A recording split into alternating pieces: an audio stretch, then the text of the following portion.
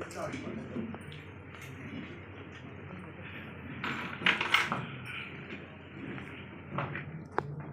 very good evening to one and all gathered here, respected faculties and my dear colleagues.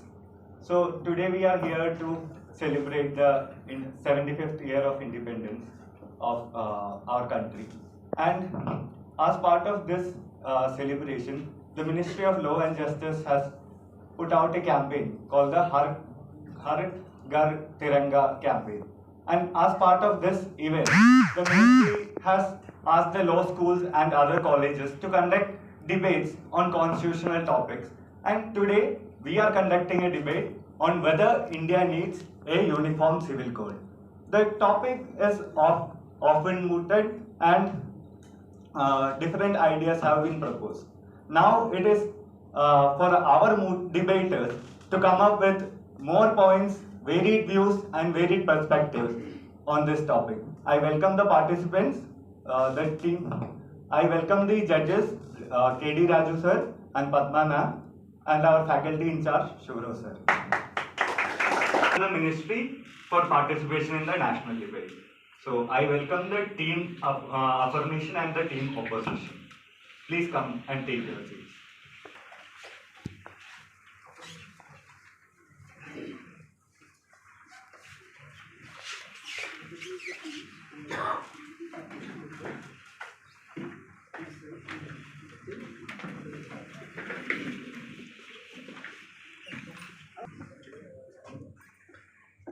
So for team affirmation, that is a team which says India needs a uniform civil code. We have Vivek Kumar, Purushottam R, he is yet to join, and Sarthak Pandya and Vishnu Vardhan M. For the team opposition, we have Jishnu, Purushottam, Vijay Kumar and VK Sharma. So team opposition, and the next speaker will have to present his own arguments as well as try to come up with arguments opposing the other team's arguments. So that will be the process. I call the first speaker from team affirmation to come forward. Vivek Kumar. And my dear friends, good afternoon to you all. My name is Vivek. I am here to present my affirmative motion to the topic whether India needs uniform civil code or not. Friends, to start the topic, I would like to first introduce what is uniform civil code. So by the name it says uniform, which means we can use it from the article 14, which says equality. So from there we need uniformity. But in what sense? Uniformity with respect to constitution. When we say civil, so as a law there are various like civil law or criminal law. But when we talk about a civil law, it is basically taught family law and other laws which encompasses the civil part. So here we are bothered with only civil part, leaving all the criminal part. When we say code, there is a uniformity in civil code throughout the country which we need to bring on. So to understand it from the historical point, it is very much important. So we get the evolution part of it. So for that, from ancient time, if we see the society, our society, it was very simple in nature. Therefore, the laws were not complicated. But after the society got complicated, so basically the concept of code came, and where the simple running of the society through the code was the first propounded. But with the medieval period, when the Mughals invaded in our country, during that particular period, it was Aurangzeb who brought out innovative ideas like taking the Quran and some of the present interpretation and ideas which was prevailing in the society at that particular point of time. So that was been taken, and Fatwa Alamgiri was formed, under which there was a criminal part and the civil part. Thereafter, if we see in the evolution part, the first uniform civil code which was introduced in our country, it was in 1833 during the British era. 1833 in the British area, it came. From there onwards, the Britishers, they thought like they have got the civil rights. They know that we have a civil right, but there was a lot of corruption. and that for that particular corruption, Warren Hastings was called on, and he was given the opportunity to bring some justice to the civil procedures. Thereafter, Uniform Civil Code came, and the Law Commission was formed. The first Law Commission under Lord Macaulay, under which we have got IPC and all. So from there, the codification of the laws have started. Now, right? And Ishwar Chandra Vidyasagar. So these are the two prominent stages where social enlightenment in our country has started. So there, with the will of some of the people of our country and the government at that particular point, there was a lot of reforms which were prevailing in our Hindu society. So what I mean to establish till now is that there was a lot of reforms which was brought in Hindu laws. But what about Muslim law? Because Britishers fear that there will be a lot of protest, and they also followed division law. So this is the point. Now in the end, I would like to say we have a various form of uniform civil code, but there are few methods like the laws which are as they are, or we can bring some uniformity in terms of progressiveness and with the constitution, or at most we should eradicate some of the thing in which we just give little bit to that thing. So in the end, I would like to say that yes, uniform civil code is the need of the hour. Good evening, everyone. My name is Jishnu. I'm from second year LLB, and I will be representing the Association. For national liberty and return for political liberty and the protection of peace. And there comes the idea of fundamental right.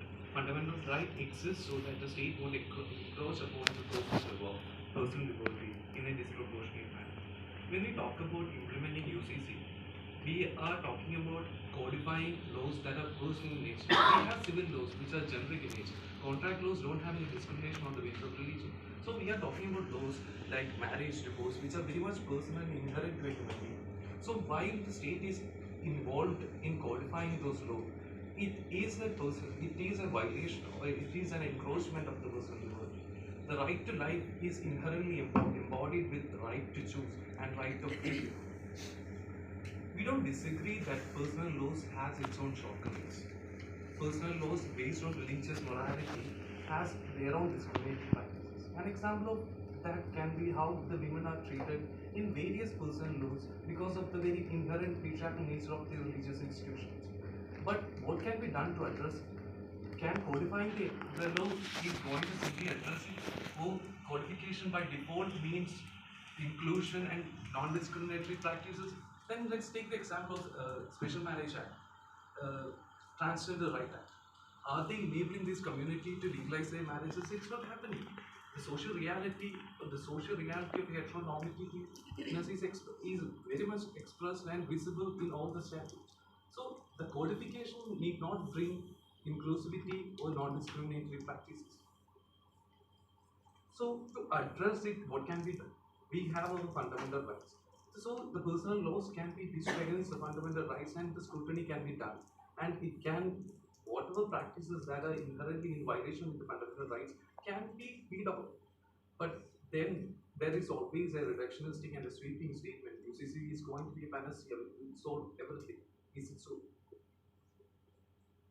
And another major flaw that when we talk about UCC, like my previous speaker was mentioning, we are bringing in this binary of Hindu as a Muslim. Is India just comprised of Hindu as a Muslim? India has a vast population of tribal community. What about their cultural rights? What about their religious practices? The Constitution of India has shown its commitment to the protection of tribal rights. Article 371A and G, which protects the right of Nagaland and Mizoram people, have enabled the constitutional legislative assemblies of the respective state to check upon the parliamentary laws. And the six schedules have given rights to the regional and district councils. So how can UCC be implemented when these provisions already exist in the constitution to protect tribal welfare?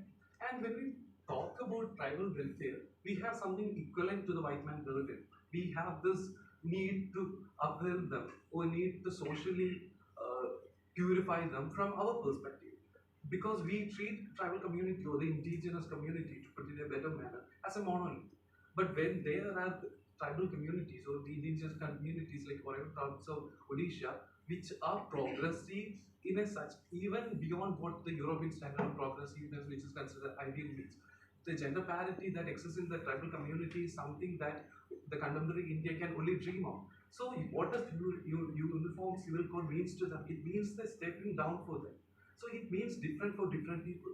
That is never considered. It always brings under this binary of what Muslims did or Hindu did, or maybe to make it a little more inclusive, we might add Christians and Persian in the equation. So, the necessity of otherwise of the uniform civil code, when it is debated, what is required is a coherent understanding of what it is. Is it just a code devoid of social reality, or is it a code, a manifestation of majoritarianism? We have seen how nations have balkanized when they try to implement uniformity. When we often think about uniformity or uniform civil code, we are always having this Eurocentric idea of having uniformity as a solution for all set of diverse problems. But it is high time that we look into our Indic principles of harmony in diversity, harmony in plurality, and equity in equality to enshrine the principles that are embodied in the Constitution. Thank you.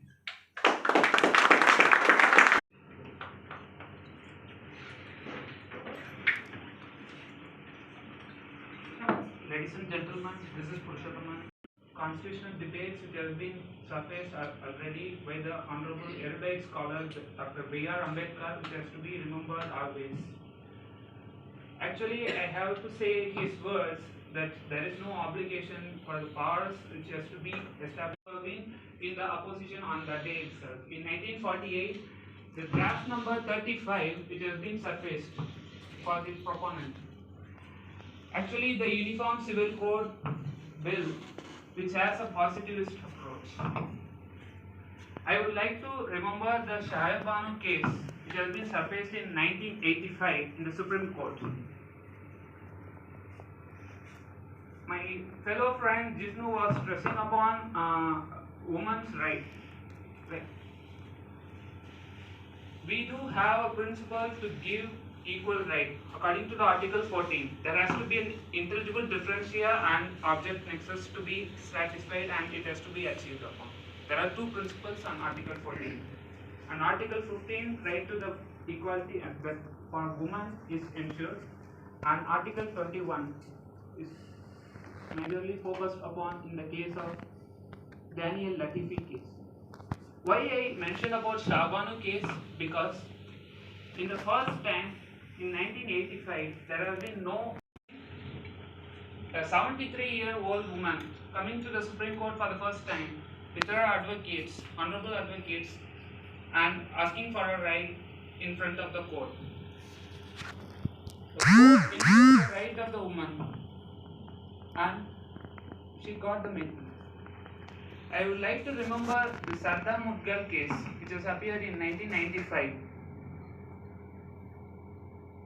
Where we have to remember the where Supreme Court upheld the right of agreement.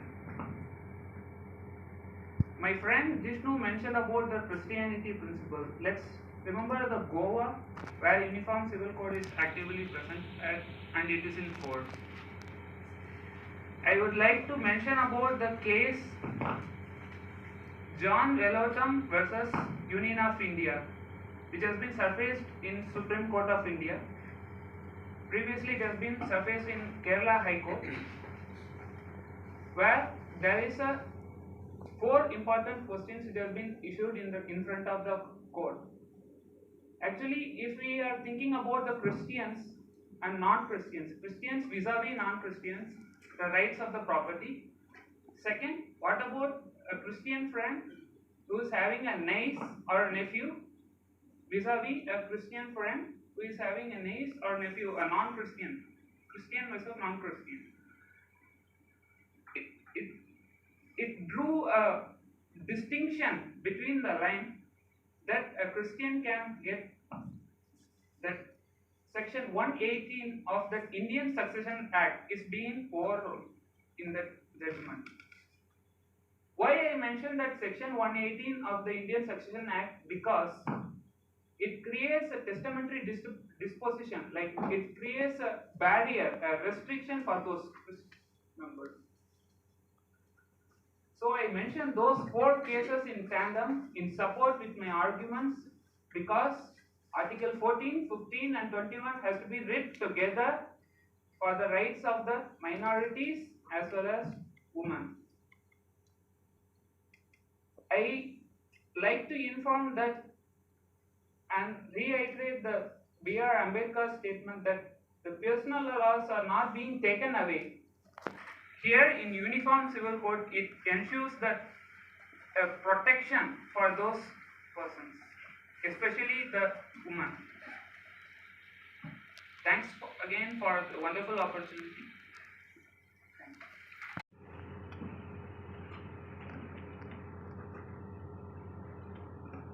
An argument put forward by my previous speaker about Shah Bano case and Sharla Mudgal case is where I would like to begin. As my teammate also emphasized, in favor of UCC, that UCC enables the eradication of discriminatory practices that are present in personal laws. But as ironically my previous speaker from the team affirmative spoke, Sharla Mudgal case, Shah Bano case, and also adding Shaira Bano versus Union of India case, these are actually examples of why UCC is not actually required. Personal laws are open to change. Courts themselves are able to solve these issues that are present in these personal laws. Do we actually need a uniform code which is overlapping of all these personal laws and overlapping of all the religious rights that are present and removing of certain good essential practices that could be present in them? So can we actually come up with such a uniform civil code? In the Shaira Bano versus Union of India, the Supreme Court set aside and declared the practice of instantaneous triple talaq, and it actually led to showing how Muslim personal law, that is Sharia, could be like seen in a good light as well. This shows, as I mentioned, that personal laws are in themselves open to change, and this was not in contradiction of Article 15. So hence we preserve the laws, personal laws, without the violation of the fundamental rights.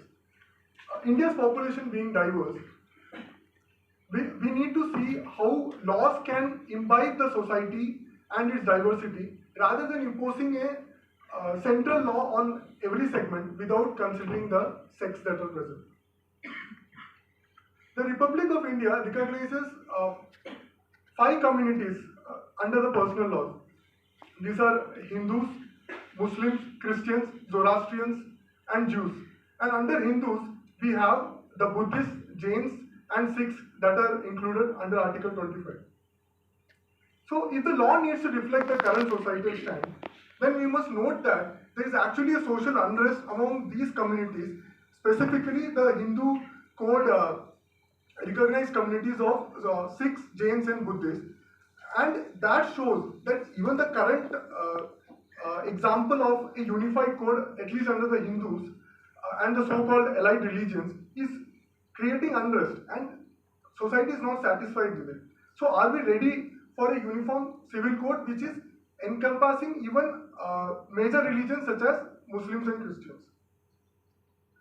The essence of UCC is to bring uniformity in the civil laws that are like succession, marriage, adoption, and divorce. Since these are civil laws, and as my teammate Jishnu mentioned, they encompass both religious as well as cultural rights. So what kind of UCC are you going to bring? Is it going to target the religious laws, or it will also target the cultural rights? So in case it is targeting both, then what about Article 371? What about rights of tribals in different states? So how are you going to make a uniformity in the part 21 of the Indian Constitution, which talks about the special status for the 12 states. I got a letter on the implementation of UCC by the Nagaland Bar Association. If a UCC is introduced covering the entire country, it will cause social disorder and hardship to the people of Naga. So it shows that the state is not ready to take in a UCC, and it will not be able to be implemented in the ground reality. So even I would like to end by saying that and a counter to what my previous speaker spoke about the Goan Civil Code. Even the Goan Civil Code is actually an example of why UCC cannot work, because in that when Hindus ask for a right to marry for the second time when they could not have a child for a certain years, the Goan Civil Code had to be amended, showing that uniformity cannot be maintained in such laws which affect our personal rights, such as marriage or divorce. I would like to end by saying that one nation, one law sounds good in theory, but we must not forget that this is a nation of diversity and heterogeneity. Thank you. Now we have Sarthak Pandya from Team Affirmation.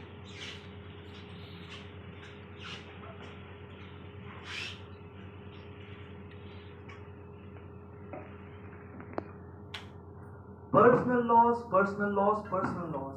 My worthy opponent cried, personal laws. But my dear friends, I'll ask you a question. Till before few years, Hindu women were not given right in property. Is this personal law? Women in Sharia, they get half the property of males. Is this personal law? Age of marriage in Mohammedan law is not codified. Is this personal law? Polygamy is allowed. Is this personal law? No, this is not. My worthy opponent, they cried that codes are open to change. Yes, are they open to change? No. When codes are open to change and Supreme Court say that it's wrong, then what happens? National-wide protest happens, and the current government at that time, they have to bring Muslim Women Protection Act of 1986. My dear friends, this is not what it should be. I will focus mainly on international affairs. My dear friends, countries like Morocco, Tunisia, Turkey, Egypt, Jordan, they are Muslim majority countries. Still, they are able to codify Muslim law, Mohammedan law. Then why we cannot? My dear friends, Tunisia and Turkey, being the Muslim majority nation, they have abolished monogamy or abolished polygamy. Egypt and Jordan, they have banned triple talaq. If they can do so, why we cannot? One of my worthy opponents, they quoted that, can it be codified? That is the question. If Hindu's law can be codified, the code of the world's oldest religion can be codified, then I think our lawmakers are such a powerful people that each and every religious law can be codified and uniform civil code can be brought into picture. My dear friends, going back to history, in the Mesopotamian Empire, they were following the Ur-Nammu named of law. It is the oldest law. It means that one family, one set of law. If there is a country, they have one set of law. This is same to our feelings of Vasudhaiva Kutumbakam. I remember not from law, that in our schools we used to say Hindu, Muslim, Sikh, Isai, hum sabhi hai bhai bhai. If we all are bhai bhai, then why can't we have same laws? That is my point, my dear friends. Then we know that in Mohammedan law, there is women's right of alimony, adoption and inheritance are mainly determined by All India Muslim Personal Law Board. It is a body run by majority of men, and they have even influence of clergy. So do you think, can they give proper justice? This is the institution which was created by British Empire. They wanted to bring it because they were having this philosophy of divide and rule. They want to watertight our country. My dear friends, B.R. Ambedkar quoted, he said that if we can have this diverse constitution for diverse set of people, then why we cannot have uniform civil code for such diverse kind of people? So at last, I want to say that this is not a fight between any religion. It is just the discussion between Orthodox Muslims and liberal Muslims. And at last, I want to conclude that the women of India, women of this world, women of India have the right to justice. And India do not want to see Shah Banu, Fatima Begum. India do not want to see Shabina Khatun, Shaina Banu. India do not want to see Hassan Banu and Saina Begum. Thank you very much.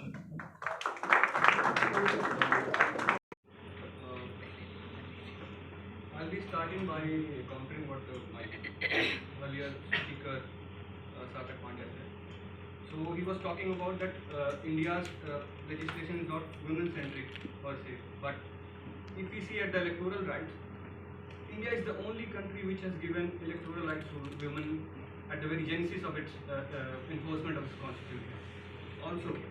Also he was talking about the implementation of UCC in Muslim majority countries. But when one sees the implementation of UCC, one has also to see that the complex cultural and religious structure of a nation. So it is easier to implement UCC in areas where the social structure is such. But in India, as we have different culture and different ethos, it is hard to implement in India. Also, he was talking about our oppressors, as we say, Britishers. So Britishers, while coding the Gentoo laws, they even took into the account of the suggestions of Maulvis and different Pandits when they were codifying after the repercussions of this 1857 revolution. Now coming to the point that how are these personal laws said to be personal? These personal laws deal with marriage, divorce, inheritance, adoption and guardianship. Supreme Court in S.R. Bomai versus Union of India said that Constitution has chosen secularism as a vehicle to establish an egalitarian social order. So this particular thing, secularism, is very much related to social order. It is there to establish social order and not to cause social chaos. Also to say, it is, if the UCC is implemented, it is infringement of personal religious laws, because their constituents of some personal laws of most of the minorities will get infringed. Also, a law cannot be imposed on any society. It has to gain some sort of acceptance from the society. Social acceptance of interfering with religion, I think, is not a very good idea to start with. Also, there are very tribal communities in India that have their own practices. For example, the marriages. For example, if you take marriages in Hindus, we have a thing called Sapinda relationship. So that thing is prohibited in Hindu law. But in tribals, they do the marriages. They perform marriages to maintain the kinship. Also, to say the idea of Article 14, right to equality, is not. It is based on the principle of equity. So we are not giving everyone the same sort of resources or same sort of things, but we are doing so to keep the marginalized section to a particular level, to reach and to compete with the one who has the hold on resources. Also, if we look at Article 21, it speaks about right to life and personal liberty. These laws are so personal, and where is the liberty if we are trying to impose anything on the society? There is no. I don't believe there is liberty. Also, there is Article 25, which we look at. It gives every individual a freedom of professing his own religion. That is also hindered here. Article 19 also talks about freedom of association. If we talk about tribals, and not allowing them to marry within their kinship, we are also taking away the association part of it. Also, I would like to say that a particular law cannot be a panacea or a solution to something, because we have seen there is Dowry Prohibition Act 1961. But is dowry really eradicated from the society? No. Both the parties involved in dowry are still doing the transaction. Also, I would like to end this particular discussion with a principle called as legitimate expectation. So, legitimate expectation talks about a person may have a reasonable expectation of being treated in a certain way, and not to hinder his consistent practice. Is that practice, if we impose a UCC, is not taken away? I would like to end this my opposition with this question. Thank you.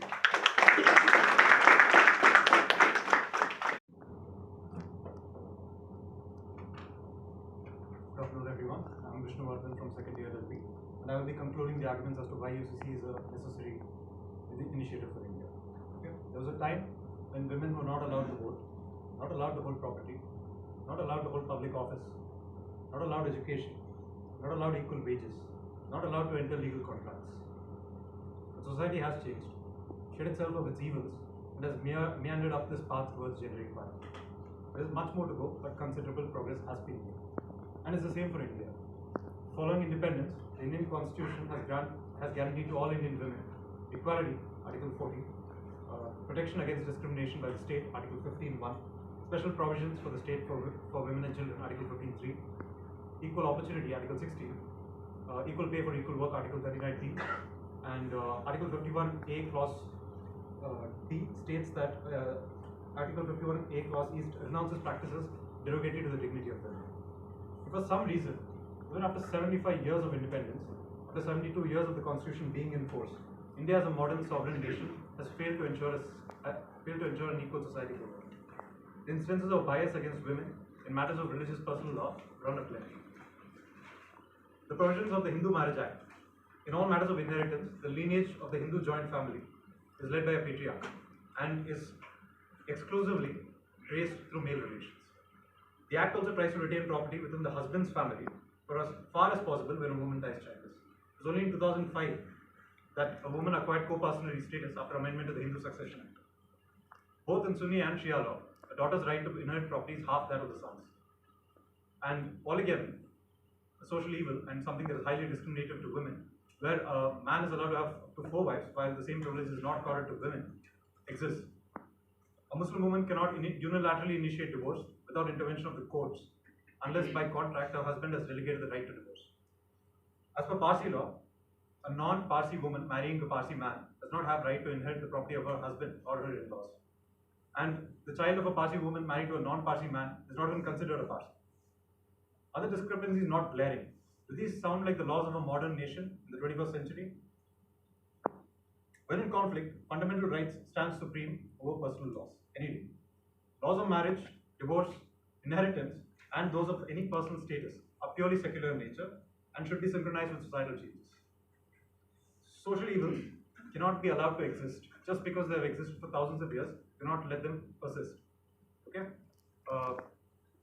Reforms such as the abolition of sati and untouchability could have never happened, right? If society allowed customs to stand over it. So, women's entry into Sabrimala, women's entry into Shani Chingnapur, right? All these are reforms that occurred even though traditions exist for thousands of years. Triple Talaq, a long-standing practice, something that is closely tied to personal law, was declared unconstitutional by the court in Shairabano, 2007.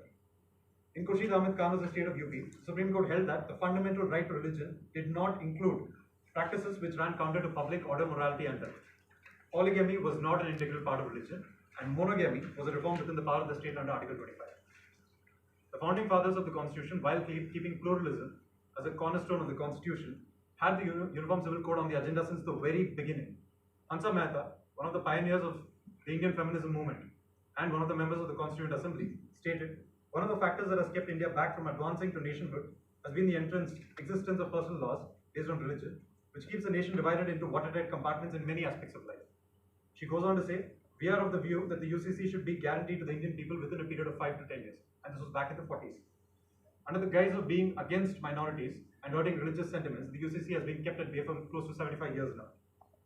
Regarding the argument that reforms will be brought by the communities themselves, let me just point out that 3/4 of a century have already passed. And let me quote an observation by the Supreme Court in the Minimum case, stating that a promise of a better tomorrow must be fulfilled today. A day after tomorrow, it runs a risk of being conveniently forgotten. And indeed, so many tomorrows have come and gone without a leaf turn. I conclude with this. The Uniform Civil Code, despite all the flamboyant debates and promises and politics, has remained a forgotten constitutional promise. And this vision of the Founding Fathers has remained unfulfilled to this day. A threat to pluralism, a threat to customs, a divisive tool, most certainly not. It is a step forward into a modern era, shaking off these archaic chains of a colonial past, these remnants of a divide and rule policy, right? Into freedom, into unity, into uniformity, to modernity, to diversity, and a modern India that we all aspire for. Thank you.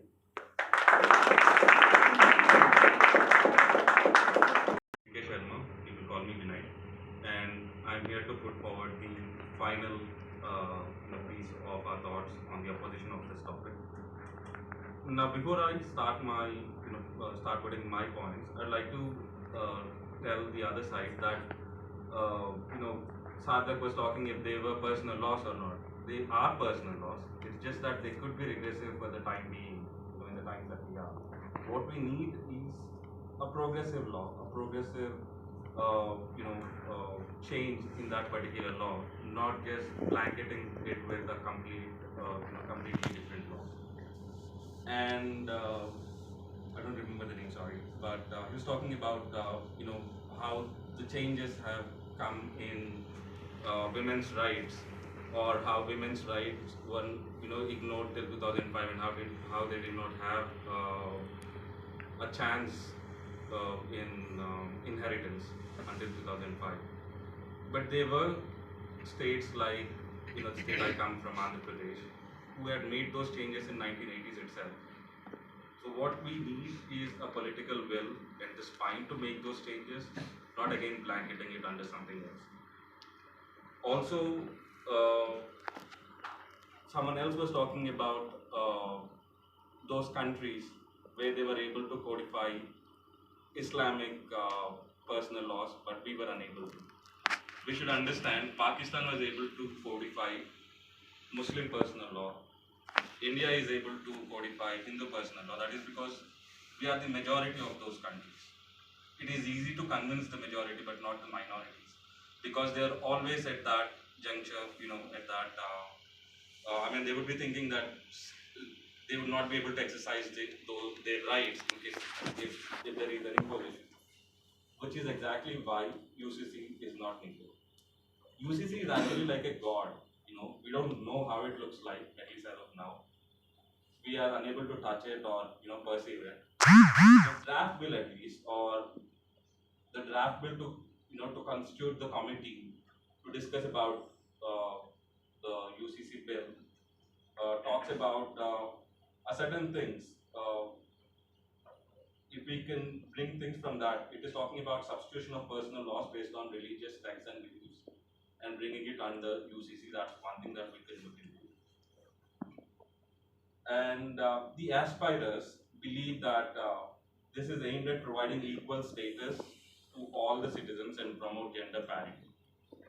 Above all, they think that it supports national integration and bypass the contentious issues of reforms of existing personal laws, so that we need not actually have to make changes to those personal laws, going through that tedious task. Initially, let me say that this is not common law, because common law is something that is one and same in all circumstances, whereas there is uniform law, which means that it is same in similar conditions, which means that it's not again, everyone is not again getting the same thing. In case if you're saying that you need one law, one nation, you're not actually achieving that in this case. And we'll also bring in other points which says that in case if you are trying to look for one law, one nation, and if you think that UCC is the is the go-to to achieve that, then I'd say that it's a myth, it's a misguidance, and it's a false perception. Misguidance because there's no blueprint, we don't know what will be there in that. Like I said, we're only understanding it from whatever is available and whatever they're aspiring it from. And the myth is because people think that criminal law is is common throughout India, but wherein there are changes for IPC as well. Recently in Punjab, the two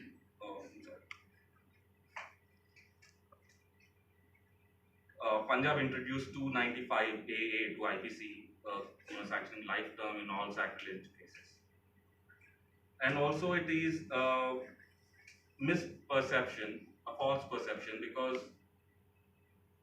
personal laws, at least going by their concept, personal laws come under concurrent list, which is that state can make the changes, which means that there will be a legal diversity among from where it comes from, unless there is again a conflict. I also thought we could bring in how majority of the citizens would be punished because of this, because they'll be pushed to right from the start, right from the bargain, they will be on a loser's position, because even when the Hindu law was codified, we lost a lot of culture for that. Even in Sabarimala case, we saw the repercussions in society. I mean, at the end, I would like to conclude that we all aspire to, reach that utopia, like you were saying, Urnama in Mesopotamia. I mean, there were many ages before Mesopotamia, before they reached Urnama. So we could reach utopia, but the right question, rather than asking, is India ready for UCC? The right question is India ready for UCC now? So on that note, I think, thank you. If the judges would like. In debate, usually there won't be comments, right? So then they will be declared a bias. But we saw in one side very strong arguments, and one side there is not so very strong arguments, even though they would be able to put forward very strong argument based on constitution, right? So the legal argument should be more rather than sentimental arguments. That's my comment. Yeah, I think there is no fire. Yes. Fire is missing. Debate has to have fire. One against the other. You can't be very pleasing to each other. It's a debate, and you're a lawyer. So 1-to-1, you have to actually counter 1-to-1, and yes, base it on evidence, because that's the support that you have, and yes, base it on legal arguments. Please, there is no sentiment at all allowed, and base it on case, base it on the constitution. Constitution debate can be a support to the constitution article itself, but not just that. So that is something, and somewhere I think both the teams, I felt personally that some strong points are missing on both the ends, and that is where the need to tie it up. I once again emphasize that these are the basic tenets. None of you said that. These are the core things that actually oppose UCC. These are the core things that are in support of UCC universally. That I think was maybe time, whatever, I don't know, preparation. But I think both of you have done well. That we would like to acknowledge on both the teams. But I think that is what I think. Any debate when I hear, and whoever speaks, I tend to get biased in the way that speaker is speaking, and when I listen to the other side, that I again go to the other side. So that is my general nature. Probably the rebuttal part, I don't know. That could have been little bit, I would say stronger or more to the point kind of thing. So probably you didn't have much scope, but people who are speaking a bit, towards the end, they could have given a rebuttal which is relatively, stronger. So that is just, my feeling. and of course both sides had good points, and for me it is very nice, and of course for legal luminaries and experts their expectation will be more, and I guess that this is the first time after 2 online years we are gathering, and as a start this is very nice, and we are going to have a moot court society, then more initiatives under Pro Bono. So we need to see that every such thing happens, because debating is a very important part of our this thing, a law school culture. So it happens more regularly, and once the moot court 1 week or 2 weeks, that it becomes a weekly activity, and we can pick up team from here and send it to some of the well-known moot court competitions, and those students can bring laurels to the school and to themselves. So this is my wish, but as a starter, after 2 online years, I think it is very good, and wish you more better such activities in the future. Thank you. Thank you, sir, for the kind words. Thanks to the judges. Good effort.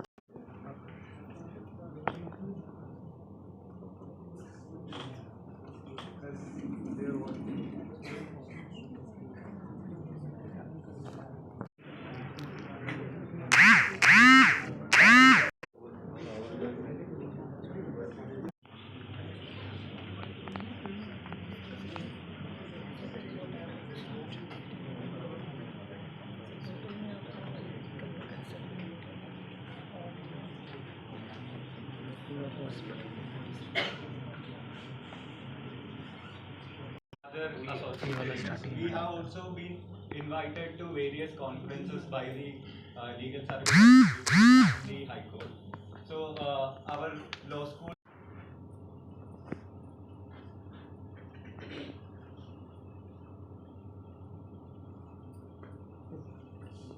I invite.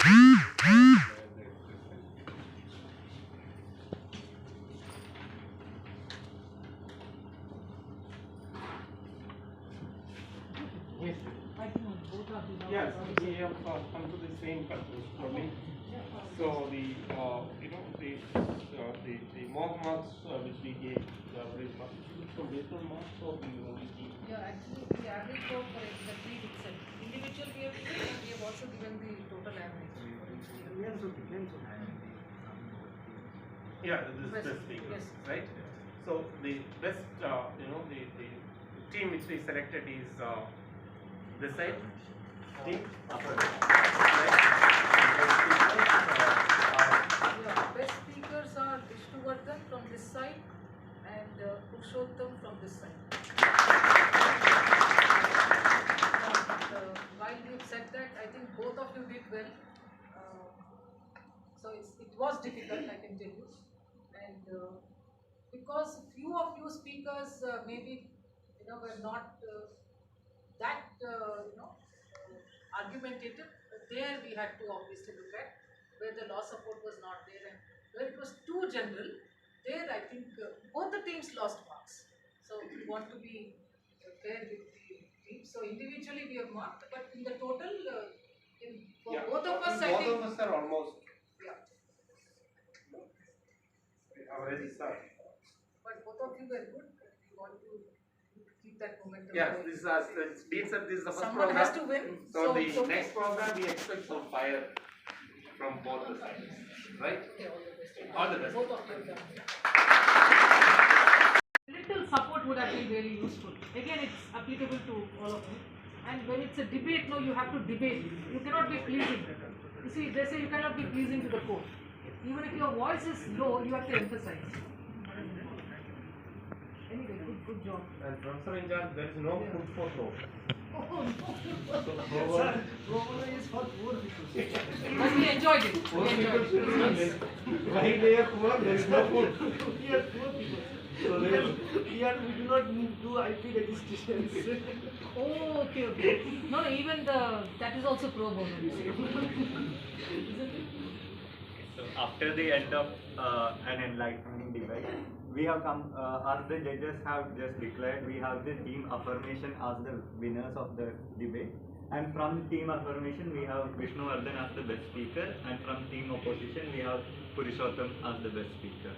I thank the judges for taking out their time, being here, spending it with us almost 1 hour, and I thank our Dean sir for gracing the occasion.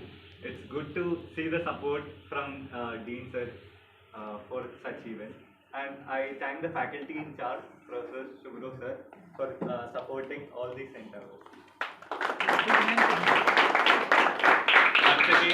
Once again, I'd like to say that this debate was organized as part of the Ministry of Law and Justice's Har Ghar Tiranga campaign. Thank you.